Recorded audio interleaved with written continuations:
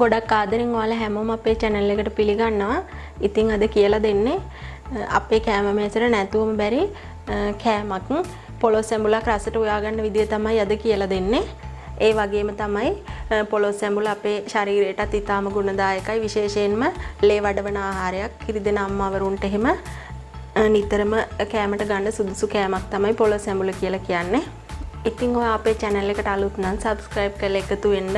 ඒ ගමන්ම ඔයාලත් මේ විදිහට හදාගෙන රස කොහොමද කියලා ඔයාලගේ රසවත් අදහසත් අපිට පහලින් කමෙන්ට් කරගෙන යන්න. අපි එහෙනම් බලමු වීඩියෝ එකට ගිහිල්ලා කොහොමද මේ විදිහට පොලොස් ඇඹුල හදාගන්නේ කියලා. සාමාන්‍ය තරමේ පොලොස් ගෙඩියක් හොඳට කපලා දෙහි ඇඹුල් ටිකක් දාගත්ත වතුරට තමයි මේ විදිහට කෑලි කපලා දාගන්නේ. එතකොට කහට පිපෙන වේගය ටිකක් අඩු වෙනවා. ඊට පස්සේ පොල් කිරි අරන් තියෙනවා. මේ උකු පොල් කිරි අපි පොල් කිරි පොලොස් එකට එකතු කරලා මදි වුණොත් වතුර චුට්ටක් එකතු කරගන්නවා. මේ උකු පොල් කිරි අරන් තියෙන්නේ. ඊට පස්සේ සුදු ලුණු බික් දෙකක් පොඩිවට කපලා තියෙනවා. කොච්චි කරල් තුනකුත් දෙකට කපාගෙන තියෙනවා. ලොකු ලුණු කෑල්ලකුත් කපාගෙන අරන් තියෙනවා. කුරුඳු පොතු කෑලි කීපයක් අරන් තියෙනවා. ඊට අමතරව කරපිංචිති දෙකක් අරන් තියෙනවා. ඊට පස්සේ ඇඹුල් වලට මම අද එකතු කරන්නේ සියඹලා. ඔයාලට සියඹලා නැත්නම් ගොරක පාවිච්චි කරන්න පුළුවන්. ඊට පස්සේ මිරිස් කුඩු අරන් තියෙනවා. තේ හැඳි 2කමාරක්. ඊට පස්සේ අබ ඕන, උළුහාල්, කහ කුඩු, බෙදපු 3-5 කුඩු තමයි මම එකතු කරන්නේ අද. ඊට පස්සේ ලුණු, පොල් තෙල්. අපිට අපි මේ පොලොස් එක හදාගෙන ටෙම්පරාදුව දාගන්න තමයි තෙල් චුට්ටකුයි අබයි ඕන වෙන්නේ. ටෙම්පරාදුව ඕන නැත්තම් අබ පොල් තෙල් දෙක ඕන වෙන්නේ නැහැ. ඊට පස්සේ අපි මේ කපාගත්ත ලුණු, මිරිස්, කරපිංච, කුරුඳු පොතු සුදු ලුණු ටික දැම්මා. ඔයාලට රම්ප කෑල්ලක්, සේර කෑල්ලක් එකතු කරගන්නත් පුළුවනි. ඊට පස්සේ මිරිස් කුඩු ටික, සියඹලා ටික. මම මෙතන සියඹලා බික් ඇටත් එක්කම තමයි එකතු කරන්නේ. ඔයාලට ඕන නම් සියඹලා බොර ටිකක් එකතු කරන්න පුළුවනි.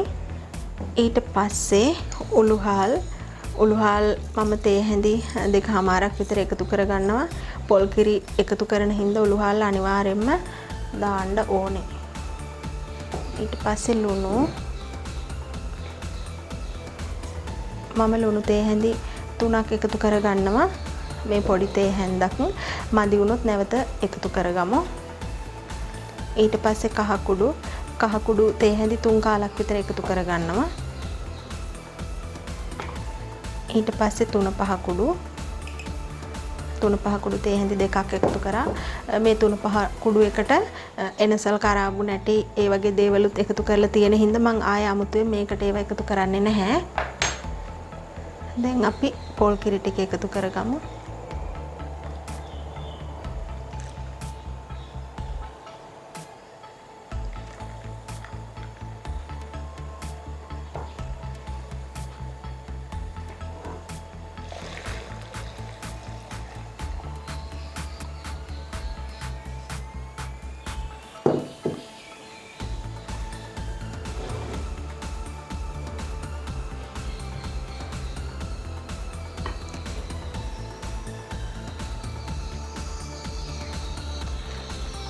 මේ විදිහට පොලොස් කෑලි වලින් උඩට අපේ පොල් කිරි තියෙන්න ඕනේ.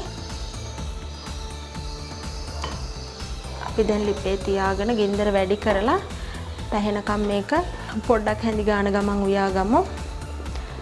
සමහර දෙනෙක් පොලොස් ගෙඩිය තම්බලා උයනවා. එහෙම වුණාම මෙච්චර පොල් කිරි වමනා වෙන්නේ නැහැ. වෙලාව යන්නෙත් නැහැ. ඉක්මනින් උයා ගන්න පුළුවනි. ඒත් රස වැඩි වෙන්නේ මේ විදිහට ඉව්වාම කියලා තමයි මට හිතෙන්නේ. ඒ නිසා පොලොස් වෙන ගොඩක් වෙලාවට මේ ක්‍රමයට තමයි මම පොලොස් එක උයාගන්නේ.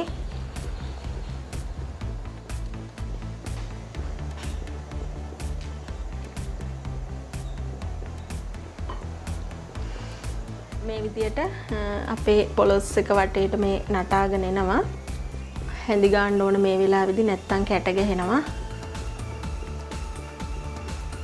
පැහෙනකන් හැඳි ගාලා පැහුනට පස්සේ තමයි නිදහසේ අඩු ගින්දරේ ඉදෙන්නේ. එතකන් චුට්ටක් මේක හැඳි ගාලා කැට ගහන්න දෙන්නේ නැතුව තියාගන්න ඕනේ.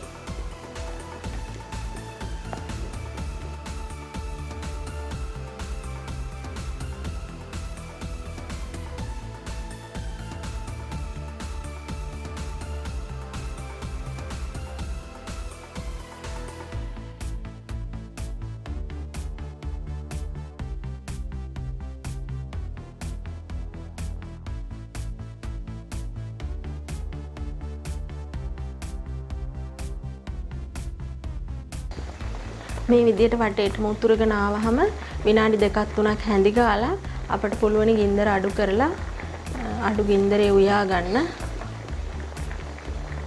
හිමින් ඉදෙන තරමට තමයි පොලොස් මාළුවක රස වැඩි වෙන්නේ. මේ විදියට මෙහෙම අපේ පොලොස් එකේ හොද්ද හැම පැත්තෙම නටාගෙන එනකොට ගින්දර මධ්‍යම ප්‍රමාණයට වගේ තියාගෙන වහලා උයා ගන්න ඕන. මේ විදියට වහලා අපි විනාඩි 20ක් විතර උයා ගමු.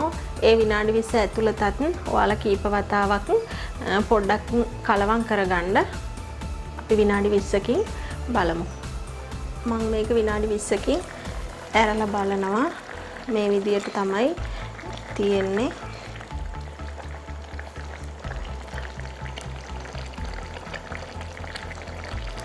තෙල් පෑදීගෙන හොඳ ගානට ඉදීගෙන එනවා. හරි සුවඳකුත් එනවා. මම මේ විදිහට තව ටිකක් වහලා අඩු ගින්දරේ තව විනාඩි 10ක් 15ක් විතර උයාගමු. ඔන්න විනාඩි 15කට විතර පස්සේ මම ඇරලා බලන්නේ. දැන් හරිම සුවඳයි මේ පැත්තම. හොදි ගතිය චුට්ටක් තියෙනවා. ඒ වගේම හොඳ ලස්සනට තෙල් පෑදිලා ගානට ඉදිලා තියෙන්නේ. දැන් මේ වෙලාවේදී මම මේක ලිපෙන් බා ගන්නවා. බාගෙන අපි අබ චුට්ටක් මේකට එකතු කරගමු. දැන් මම වළඳක් ලිපේ තියාගෙන තියෙන්නේ. ඒක හොඳට රත් වෙලා තෙල් ගොඩක් එකතු කරන්නේ නැහැ. තේ හැඳි දෙකක් විතර එකතු කරා අබ ටික පුපුර ගන්න ඕන නිසා. මොකද අපේ පොලොස් එකෙත් තෙල් පෑදිලා තියෙන්නේ. මේ විදිහට තෙල් ටික හොඳට රත් වුණාම අබ තේ හැඳි එකමාරක් විතර මම එකතු කරලා මේ විදිහට වහ ගන්නවා.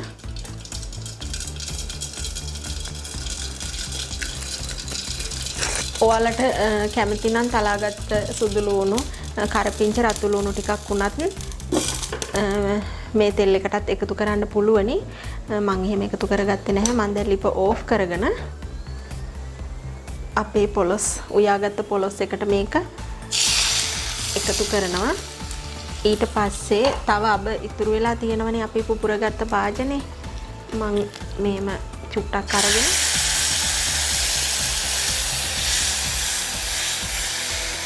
ඒ ටිකත් මේකට එකතු කරගන්නවා.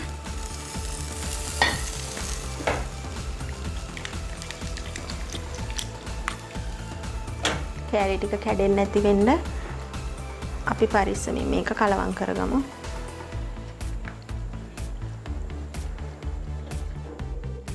ඔන්න මම දැන් මේ විදිහට කලවම් කරගත්තා. දැන් අපි රසවත් පොලොස් සැඹුලක් හදාගෙන තියෙන්නේ. එහෙනම් මේ වගේම තවත් අලුත් වීඩියෝ එකකින් ආයෙ හමු වෙමු.